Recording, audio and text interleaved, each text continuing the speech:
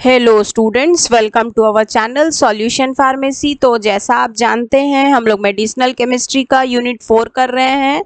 हम लोग आइए अगला टॉपिक पढ़ते हैं। अगला टॉपिक है सार ऑफ सल्फोनामाइड्स। अगर हम जिस नोट से पढ़ा रहे हैं वो आपको चाहिए हो तो आप हमारा ऐप सॉल्यूशन फार्मेसी डाउनलोड कीजिए, वहाँ नोट्स अवेलेबल हैं। आइए क्लास स्टार्ट करते हैं। देखिए ये जो स्ट्रक्चर आप स्क्रीन पर देख रहे हैं ये एक बेसिक स्ट्रक्चर है आपका सल्फोनामाइड्स के लिए।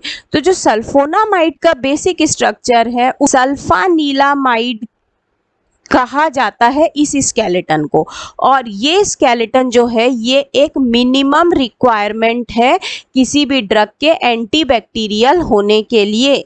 इसके बिना हम अपने ड्रग को सल्फोनामाइड कैटेगरी के अंदर नहीं रख सकते। इसके अलावा जो अमीनो ग्रुप है और जो सल्फोनाइल ग्रुप है उनका होना भी बहुत एसेंशियल है 1 और 4 पोजीशंस पर। इसके बाद जो हमारा 4th पोजीशन का अमीनो ग्रुप है दैट मीन्स ये वाला जो हमारा ग्रुप है इसी को मॉडिफाई करके हमारे प्रो ड्रग्स बनते हैं जो कि इन वीवो के अंदर इन वीवो में जाने के बाद में अपना एक्शन प्रोवाइड करते हैं। देखिए ये एक ड्रग है आपका सल्फाथायाजोल जो इन वीवो मोड पे जाने के बाद में यहाँ पर आप देख सकते हैं तो इस पोर्शन से ब्रेक होता है, यहाँ का NH बच जाता है और ये सेपरेट आउट होता है। इस NH के साथ में एक और H अटैच होता है और ये अमीनो NH2 बनाता है। तो इस प्रकार से ये इन वीवो रूट में जाकर के अपनी एक्टिविटी देता है। सिमिलरली सल्फर का बेंजीन रिंग से डायरेक्ट लिंक होना मैंडेटरी है। सल्फर की पोजीशन को हम शिफ्ट नहीं करवा सकते। इसके बाद अगर हम चाहते हैं तो हम अपनी एक्टिविटी को डिक्रीज कर देंगे अगर बेंजीन रिंग को किसी दूसरी रिंग से सब्स्टिट्यूट किया।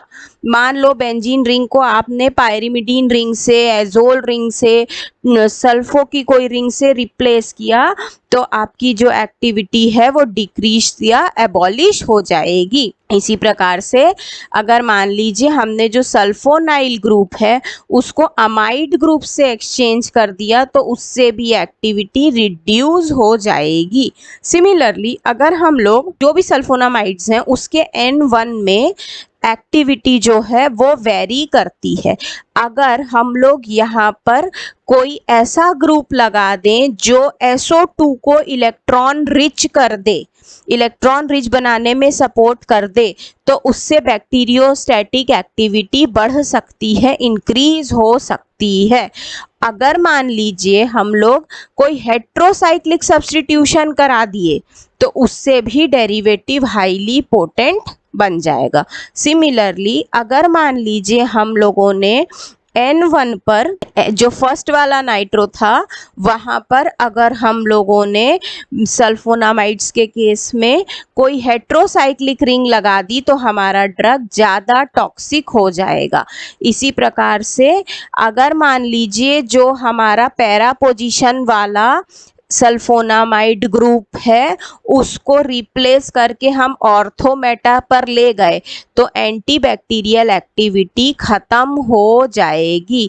मतलब पैरा पोजीशन वाला ग्रुप पैरा में ही रहना चाहिए, ऑर्थोमेटा पर हम नहीं ले जा सकते। इसी प्रकार से अगर हम एक्टिव फॉर्म की बात करें तो सल्फोनामाइड आयन बनाने के बाद, आयोनाइज होने के बाद ज़्यादा एक्टिव होता है और उसकी पीके वैल्यू 6.6 से 7.4 तक होती है। इसके बाद में अगर हम बेंजीन रिंग पर सब्स्टिट्यूशन कर दिए तो इससे हमको एक इनएक्टिव कंपाउंड मिलने लगता है।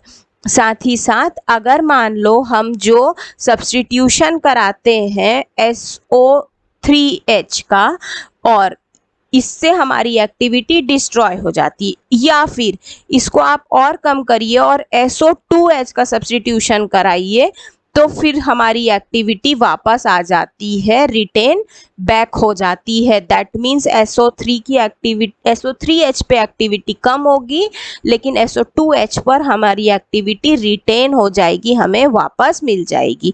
इसी प्रकार से अगर सल्फोनामाइड जो है वो आर्जिनिन, हिस्टिडीन, लाइसिन इस तरीके की प्रोटीन बाइंडिंग साइट्स में अल्काइल, एल्कोक्सी, हलाइड्स इस तरीके की बाइंडिंग बना लेता है, तो इससे भी ड्रग की बायो अवेलेबिलिटी जो है वो अच्छी हो जाती है और साथ में उसकी हाफ लाइफ भी अच्छी हो जाती है।